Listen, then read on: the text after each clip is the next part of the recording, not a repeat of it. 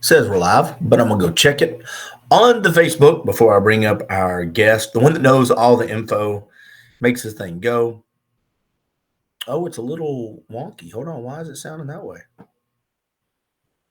Huh, let me see what's going on. Hold see, this is why I'm glad I do this. Let me see here. Make sure it's using the right mic. The mic. Hold on. All right, we're gonna refresh it. Everybody stay with me. We're gonna see how this sounds.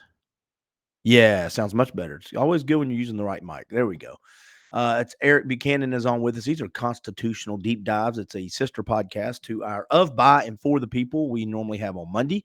Monday's podcast, there's more narrative and opinion centered. We try to keep it in the middle as much as possible and kind of take the opposite side of issues. But today is the Constitution, so there's really no need for opinions as much as there are, even though I give them. Eric's more of the professor. Let's just bring him up. Eric Buchanan, 3, 2, 1. What's up, buddy? How you doing, Eric Buchanan? Hey, Clint, good to see you. How are you today? You, man. We do try to leave the opinions out of this one for the most part. Wouldn't you agree, sir? Or maybe at least the modern opinions. You want me to give some opinions of the founding fathers? I'm all in. I like it when you channel George Washington or Thomas Jefferson or one of those. Or Ben Franklin today a couple times, or Alexander Okay. Hamilton. We got three founding fathers we're going to talk about today. Not in depth, but they're going to come Right. up. Let me set this up. It's intro to Article 1, Section 8. It's just the introduction to it. Tell everybody who you are, and then do your magic, sir. Yeah, we're going to talk about James Madison, Alexander Hamilton, and Ben Franklin briefly. We're talking about Article 1, Section 8, the powers delegated to Congress. So before we get into it, my name is Eric Buchanan. I'm a disability insurance attorney in Chattanooga, Tennessee. I help people all over the United States who've been denied disability insurance benefits. My law firm has right now 4 other attorneys, a 5th one on the way, and a staff of about 12 other people. We help people anywhere in the United States who have been denied long-term disability benefits, disability insurance benefits. If you have a private disability insurance, individual insurance policy with Unum, Hartford, MetLife, Aetna, Reliance Standard, all of those companies, we've helped people with those. If you have a policy through work, whether it's directly from your employer or the insurance company, we can help with those. We also help with life insurance cases. We'll do some health insurance cases, and occasionally some long-term care cases. So if you have any questions about any of that, anywhere in the United States, we'll be glad to help. We work with local attorneys where we need to, and we can be found on the World Wide Web at buchanandisability.com. It's 877-634-2506. And once again, buchanandisability.com. My background very quickly is grew up here in Chattanooga, in a suburb called Signal Mountain, went to Red Bank High School. Yay.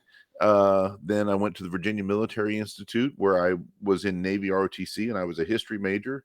After I graduated, I was commissioned in the Navy, went to flight school, and eventually flew P-3s at the end of the Cold War. In the very late 80s, basically 1990s is when I was flying P-3s. Just as we're recording this, just last week, I had my squadron reunion from guys that had been in the squadron in 90 and 91. Hadn't seen a lot of those guys in about almost 30 years. So that was a whole lot of fun. And then after the Navy, I went to W&L for law school, paid a special attention to constitutional law. I was my constitutional law professor's research assistant. And since graduating from law school, I started my own firm in 2003, but I have loved keeping up with the Constitution and U.S. history. And today is one of my very favorite topics. Well, I was going to say, we're just going to insert this real quick. And then one of the reasons we wanted to do this podcast, this spinoff, is because we found a lot of people on both sides, conservative and liberals, independent. Just, hey, we should change this. Give more power to the executive branch, give more power to the Congress. Don't do that. You can't. Everybody was throwing around the words unconstitutional or tear stuff down, and we thought, it might be good to remind people why it was put in place, how it originally looked, how it's changed over the years before we just start ripping things down and claiming that it's unconstitutional. Let's see what the Constitution actually says without the narrative of I'm just trying to get elected next cycle. Absolutely. Yeah. Right, back to you. So let's get in our time machines, Clint. Are you ready to sit down next to me? Let's strap in. I've got the word. Are we in a DeLorean? I like the one that was in what's the other guy's name? The time machine that's like from the Victorian era. Oh, Um, I don't remember. uh, There was one with a phone booth. I think that was Ted and no, Bill not the and phone Ted. booth. The one that looks like you sit down in it and it's got the spinning wheels. It looks very Victorian, and Oh, it's yeah. the I'll look it up. I'll bring up H.G. that. Wells time machine. That's the one I'm trying to Okay. think of. So we're gonna sit in there. We're getting put on our musty colonial clothes, and Ugh. and kind of a little bit sweaty and stinky. We don't take No. baths very often. Put Okay, I'm done. some perfume on just so we smell good when we're going out and people don't stare at us.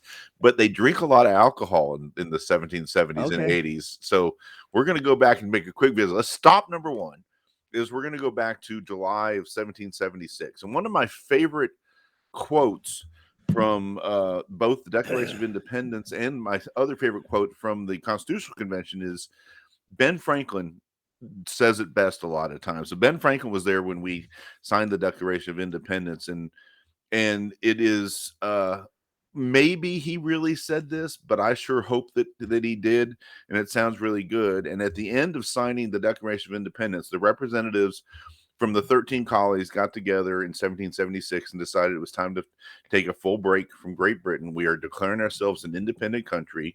We hold these truths to be self-evident that all men are created equal and endowed by the Creator with certain inalienable rights. Among those rights are life, liberty, and the pursuit of happiness. That thing got signed. And Ben Franklin famously said, "We must all hang together, or surely we shall all hang separately." Separately. And so why that's important for today is that when the United States was first formed, it was almost like the U in United States was lowercase. I think in some versions of the Declaration of Independence, it actually that has a lowercase u.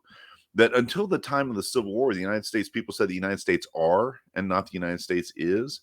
And the original idea was these were 13 different colonies. So Georgia, North Carolina, South Carolina, New York, Massachusetts, these were all separately chartered colonies. The Canada Bay Company and Hudson Bay Company, those were separate colonies. Jamaica was a separate colony. Bermuda was a separate colony. We were equal to, if you were in Virginia, you were equal in the eyes of the crown to Bermuda or Jamaica Right. or one of the other colonies in the Caribbean or one of the, British Honduras or whatever it was. Each one of them was a separate colony. And when they declared independence, they had gotten together in a Continental Congress, but was it really what was the power of this union? Was it one big country, or was it 13 separate countries that were declaring their independence from Great Britain, but they happened to do it all in one big treaty? Right. Which was the Declaration of Independence? And the idea that we must all hang together or we shall hang separately from Ben Franklin is saying these 13 different colonies that are now independent countries need to form some kind of a union and maybe be closer to a country, but not necessarily. And one of the fights the founding fathers would get into at the beginning, for example, into the Continental Congress, were things like, did each colony that became an independent state, and by state I mean like country, is what the way they meant it, was each country, did it matter that you had a certain number of people? So did New York and Virginia get more votes than Delaware and Rhode Island? Or did Delaware, Rhode Island, South Carolina, New York, Virginia all each get one vote? And during the Continental Congress, they basically each got one vote. They had to agree on a lot of stuff inside the group of founding fathers from that state, and they only got one vote of how that state was going to vote. And part of the original agreement was this Articles of Confederation, and that was the old Constitution that we used during the time that we were fighting the American Revolution. One of the big problems was it didn't allow the Continental Congress to actually force any of the colonies to pay taxes. They just basically had to voluntarily send money to the Congress. People didn't necessarily refer to themselves as being members of the United States. If you asked, "Where are you from?" "Well, I'm a citizen of Virginia.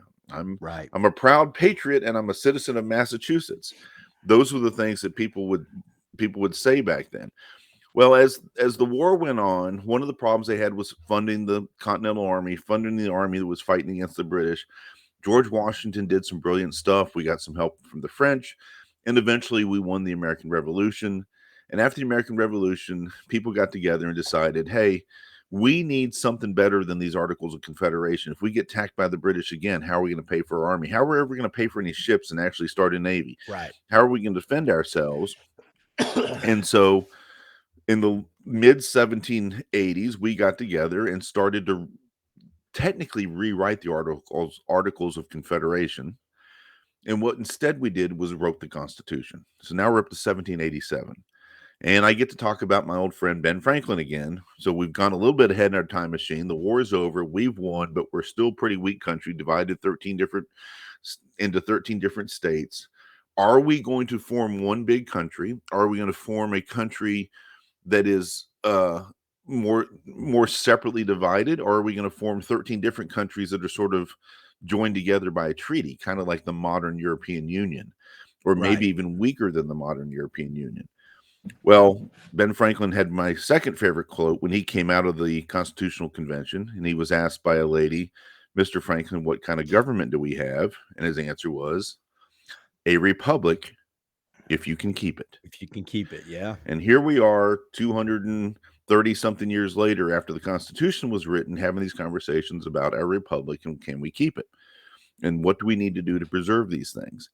One of the big discussions was at the Constitutional Convention, we have these 13 separate countries, 13 separate states, and a state kind of means the same thing as country generically. So we had 13 different countries, 13 different states. They had formed this new, effectively, a treaty between the states to modify the Articles of Confederation, but it became a national constitution. The United States was really formed as an entity that was clear that the states were going to be joined together when the Constitution was agreed to in the late 1780s. And when Ben Franklin said it's a republic if you can keep it, it was one country. But the big part of the negotiations in that was, are we going to give all the power to one government in the center, one government to be over everybody else? And the answer was absolutely not. These 13 former colonies, 13 for a while independent states that were in a treaty together under the Articles of Confederation, did not give up all of their power to the federal government. Right. That is the key to Article 1, Section 8 in the Constitution. And we've done, we've been going down the different sections of Article 1, and we see time and time again that's where the struggle seems to lie even today. What's the state's responsibility? What are the overreaches of the federal government? And it's such a foreign concept to a lot of people who are younger now, that when you see something handed back down to the states and removed from the federal reaches and their fingertips, you see people getting upset, like, why are we changing this? And I'm like, I don't think people understand that there was a big desire of, we need to keep as much power as local as possible. That's how you help avoid the dictatorships and the monarchs and the bullshit of history.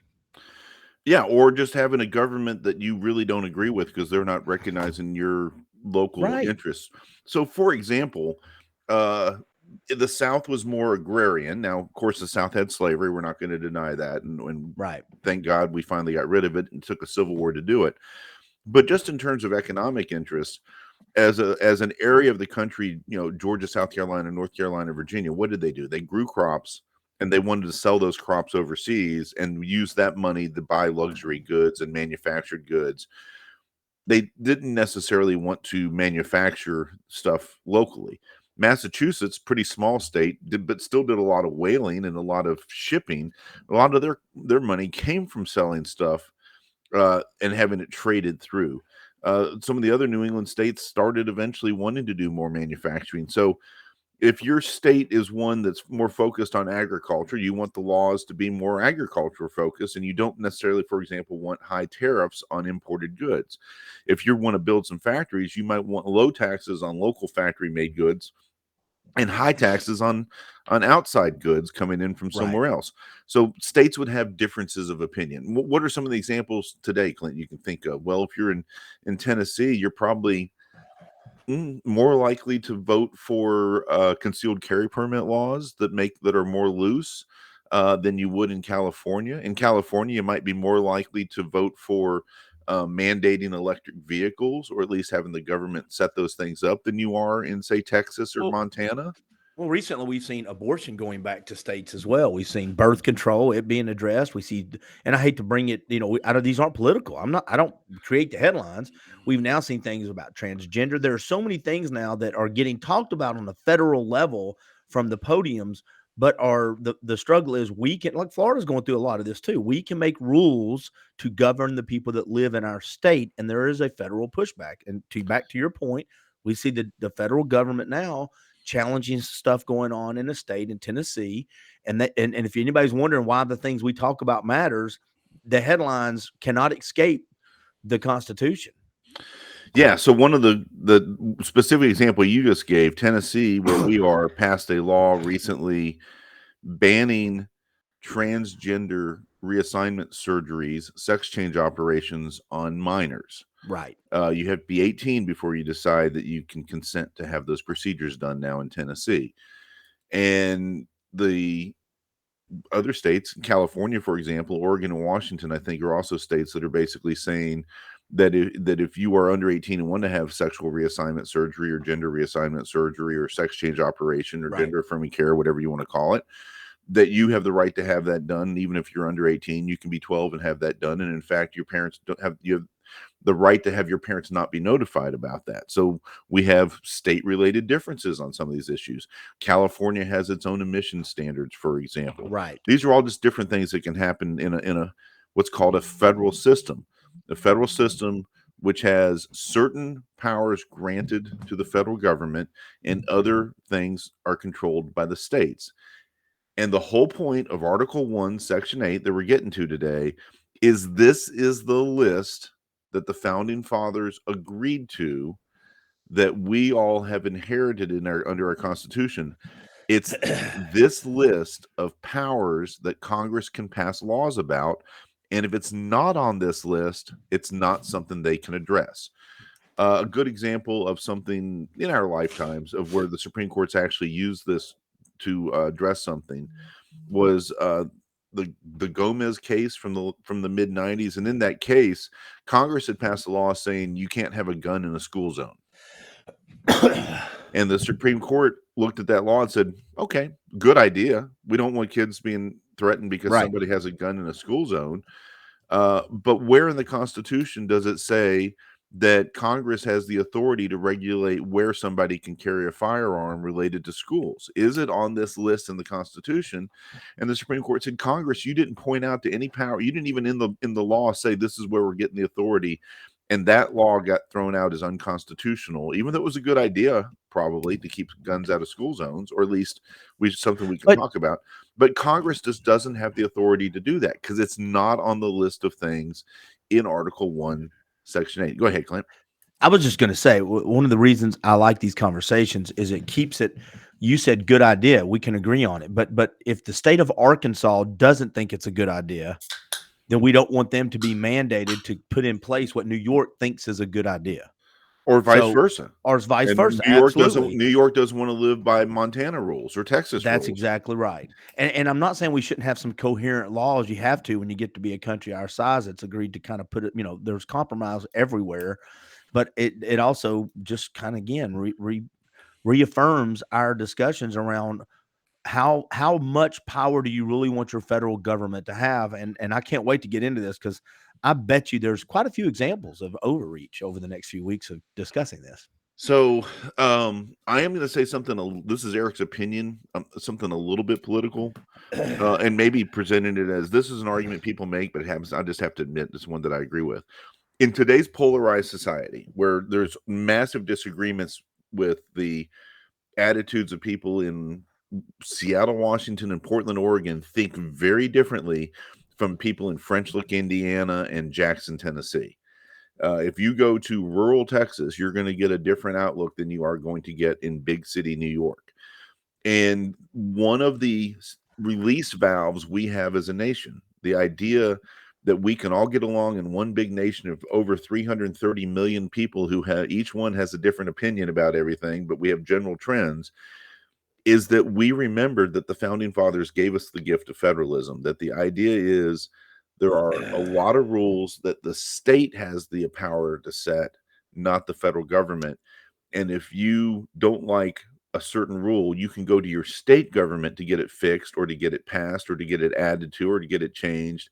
And that's a lot easier to change than it is at the federal level. And you don't have to force it down on everybody at the federal level. The federal level doesn't tell everybody in California they have to act in the same way and have the same law apply to them as you would in Tennessee or Texas or Montana. That North Carolinians get to make different rules than people in Utah. And that's the benefit of our federal system. So, Well, okay, go ahead, Clint. Go ahead. I was just going to say that's one of the reasons I like another podcast I host. It's been on Of By for the People, Noah, who talks about Chattanooga civics, because even on a more local level, if you go to the state of Texas, to your example, people in rural Texas may have different outlooks than the people that live in Austin, Texas, or the big cities, Houston, Texas, right? There's much more different views from Nashville, Tennessee, than if you go to Grundy County, Tennessee. And in my world, that's where even your county and city and politics matter more. I mean, that's how this is designed, to where I can even affect where I live based off, okay, I like that philosophy better than I do over here, whether it's state or county. Yep. Okay, that was my only. All right, so I'm going to give there's everybody ding, ding, ding, ding, ding. Pay attention. Big picture, the least you need to know today, point of view, and then we'll get into the details some more. Here's the least you need to know. Article 1, Section 8 lists those powers that were delegated to Congress by the states in the Constitution. And if it's not on that list, the federal government is not supposed to pass laws on that area of the law, that it has to be on the list. However, the rest of the Constitution, later in Article 1, also some in Article 4, and the Bill of Rights, do provide minimum rights to everyone in the United States. And the 14th Amendment, through the Incorporation Clause, made the Bill of Rights applicable even to states. So, for example, a state might be able to decide if you can have a gun in a school zone or not, whether it's okay to carry a gun onto school property or not, whether it's okay to do certain other things, whether, it's okay. Another one would be the drinking age for beer, something like that. Right. Those are all things that the states could decide to do. What a state cannot do is pass a law saying you don't have free speech to talk about it, because free speech is guaranteed in the Constitution. So you do have certain rights guaranteed to everybody that the 14th Amendment really made applicable to everybody later on, that are in the Bill of Rights. You've got some other rights that Congress cannot affect that are right in the body of the Constitution, but you just have some certain areas that are not on this list. Go ahead, Clint. All I was going to say is, and I've heard you say it a bunch in different ways, but the rights that are air quote given, they're the protected rights. They're not given by the Constitution. The Constitution basically says these are the rights you have being a citizen of the United States and a human. We're just going to protect those rights that they can't be infringed upon. It's not like the Constitution hands off us rights. And I may be misspeaking on that, but that's how I understand it. And I'm a constitutionalist from the streets, man. No, I think that's a good way to describe it. So here's how it breaks down. Article 1, Section 8 has 18 clauses. Inside those 18 clauses, if you count them, depending on how you break it down, it's somewhere around 26 or 27 specific areas of power delegated to Congress. And that's what we're going to work our way through for the next probably several months, going one by one through each of those powers to talk. This will probably be the longest one we do. Oh, this is definitely the longest one we do. This could take us. This could take us several months to go one by one through the 18 clauses. Sometimes we'll be able to do a whole clause in one episode. Sometimes there's going to be two different powers in the same clause. It might take us 2 episodes. So somewhere between 18 and 27 weeks, it's going to take us to go through Article 1, Section 8. And we'll talk about each one of these powers, and we're going to talk about what the founding fathers originally mean by that. And then we'll talk about what some Supreme Court cases have done and said about those clauses, especially in the mid 20th century, starting from the 1930s, when some of these powers were broadened or expanded by the Supreme Court, so that they didn't mean as much of a limit anymore. And maybe some of them are changing back the other way. That's an interesting topic that we'll work our way through. So I'm just going to read something from one of the founding fathers, and I know this is just, I'm just going to read it, and then we'll talk about what it Okay. actually says. So James, let's talk about the Federalist Papers for just a second. This is a really important time to do this. When the Constitution was first written, it had to be passed by 9 of the states for it to be adopted. When it was first passed, in order to defend the Constitution, the founding fathers wrote a series of basically pamphlets, kind of like newsletter articles, kind of like short newspapers, letters to the editor in some cases. Blogs. What a blog today. Yeah, they were the equivalent of a blog today. They got printed up and handed around, and they basically were designed to answer criticisms of the Constitution. And those papers all put together in one bundle are called the Federalist Papers, and they are considered by scholars, by modern lawyers, to be sort of the legislative history of the Constitution, an insight into the mind of why we have these provisions in the Constitution that we have. And so in Federalist 14, which was written by James Madison, who, for your nerdy history buffs, he was writing as a guy named Publius, is what his pen name was. And he said this when there were people criticizing the power given to the Constitution. In the first place, it is to be remembered that the general government is not to be charged with the whole power of making and administering laws. The federal government, I'm going to add a little editorial, the federal government does not have all the power to do whatever it wants. Its jurisdiction is limited to certain enumerated objects which concern all the members of the republic, but which are not to be attained by the separate provisions of any. The subordinate governments, which can extend their care to all the other subjects which can be separately provided for, will retain their due authority and activity. The states, what lawyers will say it this way, well, the states retain the general police power to pass a law about anything that doesn't violate your rights. The federal government can only pass laws that are on this list of things they're allowed to pass. One of the things that in response to criticism from people was like, well, this is kind of vague. You give a list, but what's going to stop future Congresses from violating that list and saying, well, this was an implied power, or this was something that's close to one of these powers? And so the founding fathers wrote the Bill of Rights, and the final Bill of Rights, the final number 10, Amendment 10 to the Constitution, that concludes the Bill of Rights, that stamps a big freaking exclamation point at the end of it, says this: the powers not delegated to the United States by the Constitution, nor prohibited by it to the states, are reserved to the states respectively or to the people. If it's not a delegated power on this list, Congress is not supposed to have the power.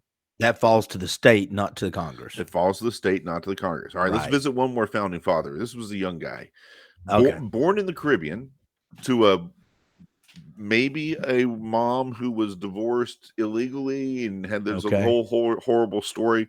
Basically, a bastard, couldn't inherit family money, what little family money there was. But he was so smart that after he became a clerk, they gave him a scholarship to Princeton, and eventually he moved to America and got there just in time for the American Revolution and became a member of George Washington's staff. It's a guy named Alexander Hamilton. Alexander Hamilton. Yep. I was going by, so I was cheating. 3 people wrote under the name of Publius in the federal papers: Alexander Hamilton, James Madison, and John Jay. John Jay was first Supreme Court justice. I've never heard of. Okay, sorry, you never heard of? Yeah, he was one of the first Supreme Court justices. Yeah. All right, so this is Alexander Hamilton writing in Federalist 33, and he says, talking about these clauses that limit the power, what Congress can do. And he says, these 2 clauses have been the sources of much virulent invective and petulant declamation against the proposed Constitution. Wow. Imagine that, whining and complaining. And imagine if there'd been social media in 1787 or 1789. People would be having to Google what those words mean. I can tell you that. Go ahead. These 2 clauses have been the source of much virulent invective and petulant declamation against the proposed Constitution. They have been held up to the people in all exaggerated colors of misrepresentation. Modern English, he was saying it was misinformation to say that the Constitution gave too much power to the federal government. And he concludes that suggesting these powers give too much power to the federal government, these are misrepresentations as the pernicious engines by which the local governments were to be destroyed and their liberties exterminated. As the hideous monster whose devouring jaws would spare neither sex nor age, nor high nor low, nor sacred nor profane. Well, this seems like some rhetoric, boy. He is. And he's Wow. saying if you're saying that the federal government's going to have the power to do whatever they want to, you're nuts. This is absolutely not true. In fact, you're the crazy one. And these are the kind of crazy misinformation things people are putting out about the Constitution to say that it gives all the power to the federal government. It does not. He's wrong, but go ahead. And yet, strange as they may appear, after all this clamor, to those who may not have happened to contemplate them in the same light, it may be affirmed with perfect confidence that the constitutional operation of the intended government would be precisely the same if these clauses were entirely obliterated as if they were repeated in every article. And these are the clauses that give the power under Article 1, Section 8 to pass laws related to only things on this list. They are only declaratory of truth, which would have resulted by necessary and unavailable implication from the very act of constituting a federal government, investing it with certain specified powers. This is so clear a proposition that moderation itself can scarcely listen to the railings which have been so copiously vented against this part of the plan without emotions that disturb its equanimity. Okay, so my question to you is: look, now let's put Alexander Hamilton in a time machine. He comes up to 2023, May 2nd. Do you think he is surprised at how the Constitution has been used? Would he backtrack? You think this is the part where I'm asking you for you don't have to go down a political road, but do you think he would look at where we're at and go, okay, well, maybe I was a little I overestimated our ability to live by these rules, or not? I think Alexander Hamilton would be on the side of, I thought that by limiting the powers of the federal government, it would have lasted longer, that they would have been more limited. But at some point, we've got to be practical about it, and there has to be a fair amount of power given to the Okay. federal government, and maybe some more of the things that have to be done in a modern, complex society should be done at the federal level. But it should have been done by constitutional amendment instead of just done by the Supreme Court ignoring the Constitution in the mid 20th century. So that's what I was. That's what Alexander Hamilton would probably say. Yeah. What Thomas Jefferson might say, and he wasn't around for the writing of the Constitution because he was our ambassador to France at the time. I think what he said is, "You people have screwed this shit up. You guys have gone." I think Alexander Hamilton would have said that. He would have said the same. He would have just said we should have screwed it up. We should have gone back and done it through the Constitution. If things are changed through the Constitution in the appropriate way, I don't think any one of them would have been upset. I just think we've changed so much without really just blowing through the regulations. That's why I was getting your opinion on that. So I don't want to go. Thomas Jefferson and a few of the other more limited government people would have said, "This is not the way it's supposed to work. The Supreme Court should have stopped it. Congress should have stopped it." Having said that, though, it would be a whole nother long conversation to talk about. Thomas Jefferson was always on the side of limited presidential power and limited congressional power, except when he was president. And when he was president, he was pretty much all in favor of, let's say, doubling the size of the United States by spending money to buy the Louisiana Purchase. Are you telling me that the presidents, once they get the power, have a little bit of a different view of things? No. Even Thomas Jefferson. No, sir. I call that's a fib. It's not true. All right. So power does not. Go ahead. All right. So the language that we were just talking about that Hamilton was addressing, let's make sure we've covered the actual language of this constitutional provision clearly again in light of what we just read. Section 8, Article 1. So Article 1, Section 8, the powers of Congress says, Congress shall have the power, to make all laws which shall be necessary. Let me read it this way. Yeah. Congress, let's make sure I'm doing this absolutely right. Yeah, we don't want to mess it up. That's my job. Your job's to get stuff right, dude. Congress shall have the power to make all laws which shall be necessary and proper for carrying into execution of the foregoing powers. That's at the end of it. So the beginning of it is Article 1, Section 8. It starts with Congress shall have the power to lay and collect taxes, duties, imposts, and excises. The next one is to borrow money. The next one is to regulate commerce. The next one is to establish a uniform role of naturalization and uniform laws on the subject of bankruptcy. So that's two different topics. And when you get to the very end of that, Number 18 is to make all laws which shall be necessary and proper from carrying into execution the foregoing powers and all other powers vested by this Constitution in the government of the United States or any department or officer thereof. So what Alexander Hamilton was talking about was, here's this list of 17 specific powers, and then clause 18 says that Congress has the necessary and proper authority to pass laws only for those things that are in this list, or they're elsewhere given to Congress in the Constitution, Right. which is protecting a few other rights. But if it's not on that list, and that's the list we're going to go through, then we're going to work through it over the next multiple weeks. If it's not on that list, Congress is not supposed to pass a law. So what are some things that I think are low-hanging fruit to say are not on that list? Well, traditionally, marriages, general rules about marriage, how old you have to be married, how many generations of separation do you have to have from a cousin and still be legally married? Those are typically state rules. That's typically something that states have always been able to regulate, as long as it doesn't violate the Equal Protection Clause. And it took a long time. States would say, well, you can't marry somebody who's a different race. And eventually the Supreme Court says, no, that violates the Equal Protection Clause. And so Loving versus Virginia threw that rule out. So that's an example of the federal government could step in to protect a right, but the states are still given the general authority over something. What's another thing? Right. Education is not mentioned in that's Article what 1, Section I 8. actually wrote that down. Do we actually, is that going to be one of the things that we've seen pop its head up quite a bit, is the big reach of federal government on education, or, whether it's seatbelt laws or drinking laws or whatever. We are eventually going to talk about that. Here's one of my favorite small examples. You remember we talked before about Schoolhouse Rock? I'm just a bill. Yes, I'm only a bill. That's how our generation learned the basics, that a law had to pass both houses of Congress by a majority and then be signed by the president. If not, it was vetoed. Then it had to be passed by 2/3 majority. And there was the cartoon that we saw on Saturday mornings when we were all watching Schoolhouse. We were all watching We also learned about punctuation, conjunction, junction, what's your function? But keep going. Exactly. So do you remember what the sample law was that was in the I'm Just a Bill? What did somebody write their congressman and suggest should be a law? Tax. I don't know. I can't remember. That school buses have to stop at railroad crossings. Oh, yeah. Because they had I remember the old school bus. So they did that in the 1970s. They said, this is our example. And between you and me, should school buses stop at railroad crossings? Yeah, pretty damn good idea. But maybe that's a great idea. Let's keep kids safe, and school buses should stop at railroad crossings and make sure, and look both ways, make sure a train's not coming. Right. Where, and we'll talk, I'm going to ask you this question again in about 18, 20 something episodes.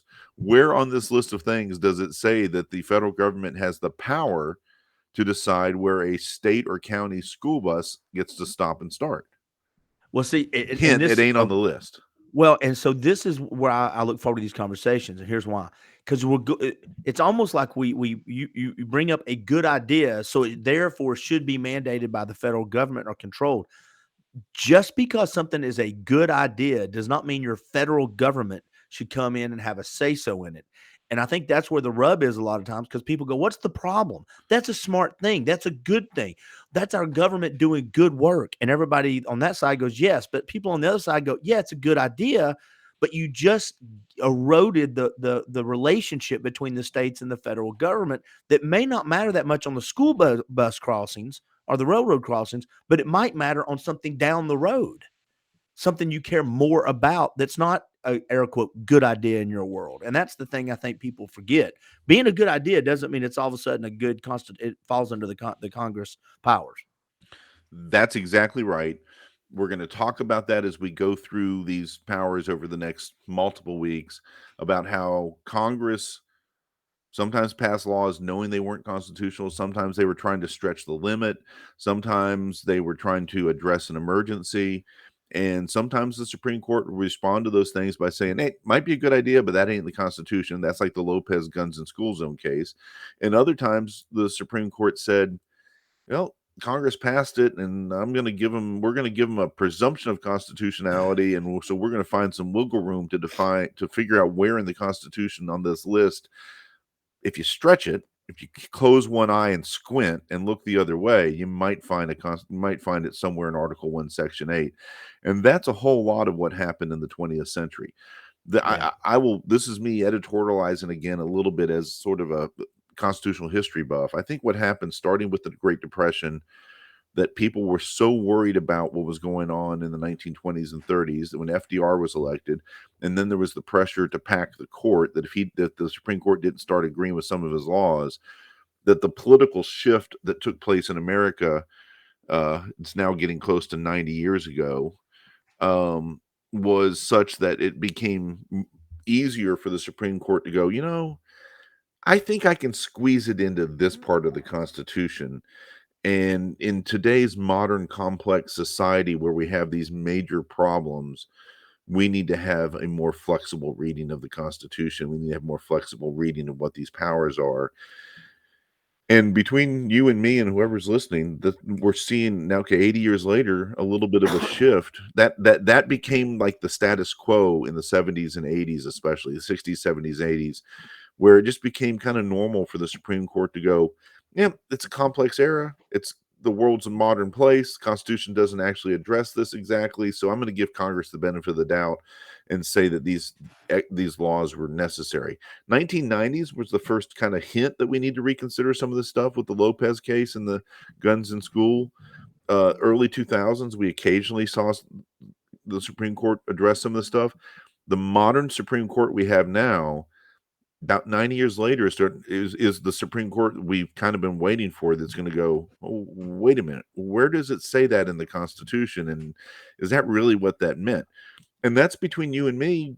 One of the things that's going on, I think, politically, with the pressure on some of the conservative justices on the Supreme Court, and trying to pay attention to, like, did they fill out a form properly reporting that they went on a vacation with somebody who didn't have any business before the court. There was a lot of pressure put on the Supreme Court in the 1930s to potentially pack the court. There's going to be pressure put on a conservative Supreme Court that maybe wants to take the country back in a direction that's more based on the actual text and original meaning of the Constitution. And you and I get to go along for the sleigh ride and watch this happen. Yeah, and I'll say this, this is another, I do my own little editorial comments, but I find it interesting when we sit and we talk about these things, how people do not understand the common sense part of, I am actually standing on the foundation and then complaining about the foundation. And I think we should redo the foundation. And you're like, why? Because I don't like the foundation. I'm like, well, do you want to talk about what it's going to look like when you erode your foundation? No, I just don't like the foundation. I'm like, okay, but you understand it may not be even ground. It may not be level. It may, you know what I'm saying? It just seems like we forget that the country we have built is giving us these opportunities to have these conversations. And there's a lot of people out there that just want to start jerking the tablecloth out without understanding there's dishes going to fly. And I don't think they get it. And there's a way to reset the table a little bit that's proper. There's ways to amend the Constitution. There you go. There's ways to work within the Constitution. And I submit there's ways that we can learn to get along better as Americans if we just remember that one of the gifts the founding fathers gave us was this federalist system. And if you really don't like a certain rule, get it changed at your state level, but or move to a state where they have the rules you like if you can. But trying to get it all changed at the federal level so everybody has to agree to a certain type of rule that not everybody agrees to, when you have a polarized society, that's the benefit of each state gets to be its own laboratory of democracy, is one has been famously said. Well, and two things. One, you're not going to move to a state where you agree with anything 100% of what anybody says. That's why I'm saying stuff's like going to be 60-40, 70-30, 52-48. And thinking I'm going to find a state that has to match my beliefs on every topic is just not feasible. The last thing, and then I'm going to give it to you to plug this and then wrap the show up if you're okay with it. Tell everybody about Braver Angels. We haven't said that in a while, and I think this platform is a really good place to talk about Braver Angels. Yeah, so braverangels.org, if you want to check it out, is an organization that's trying to restore uh, political civility, the ability of people to have conversations across party lines. If you have a political disagreement, uh, learning to listen to the other side, understanding their arguments. That's the organization. I'm the Tennessee co-chair. Every leadership position in Braver Angels has a red person and a blue person. And so we have Stan Lyle is the name of the gentleman who is my co-chair for Tennessee. We have an East Tennessee Alliance, a Middle Tennessee Alliance, and a West Tennessee Alliance. The East Tennessee Alliance meets monthly in person and occasionally by Zoom to discuss, say, political ideas. We have workshops that talk about how to talk about these issues better. The best one, I think, is something called the Red Blue Workshop, which is kind of a full day event where you really get to listening to people from the other side have conversations amongst themselves while you watch, and then later have a conversation about where you're allowed to ask questions to understand their point of view. Um, the bottom line is, I think in America we could use more organizations like Braver Angels and use more of that approach to each other. That I'm not going to change my mind and encourage others to agree with you if you're just yelling at me. Or But if we calling me names. or Yeah. calling me names, yeah, but if we can have a conversation and I can understand where you're coming from, I might change my mind a little bit. I at least can understand it better. And if I'm a strong believer in something different, I can refine my arguments to explain to you better why I'm right about something. But we can't have that conversation if we're yelling and screaming at each other. And I've learned a lot in these conversations. If I am able to just kind of listen, understand, repeat back to people, I certainly can understand where other people are coming from. And it turns out what I learned in Braver Angels is a lot of people have good intentions on both sides. They just strongly disagree about the right solutions to problems. But the demagoguery is that if you don't agree with my solution, then you must want a different outcome. You want children to starve if you don't agree with my proposed solution. You must, whatever it is. Why do you hate kids? Yeah, that type of thing. Yeah. It goes down. All right, let's wrap this one up if you're comfortable with it. We just did the intro to Article 1, Section 8. That's going to take up the next few months at least, because we're going to go and cover the specifics of the powers that Congress has been given in our Constitution. And Eric is going to jump us in our time machine every week, and we're going to go figure out where it started from and where we're at now. Yep. And next week we're going to start going through the list. And the first one on the list is the power to tax. I don't like this one already. That's a stupid show already. I know. If we timed it right, we could have done it on April 15th, but we didn't get there in time. So anybody who hadn't filed their taxes yet, as we're recording this today, it's May 2nd, 2023, a couple of weeks after tax day. But you can always go back and listen to this next tax day. It'll make you feel better when we get to the tax issue. To throw stuff at the computer. All right, dude. I appreciate it. Thank you, Eric Buchanan. Yeah, thanks, Clint. Good job. All right, bye, everybody. Bye.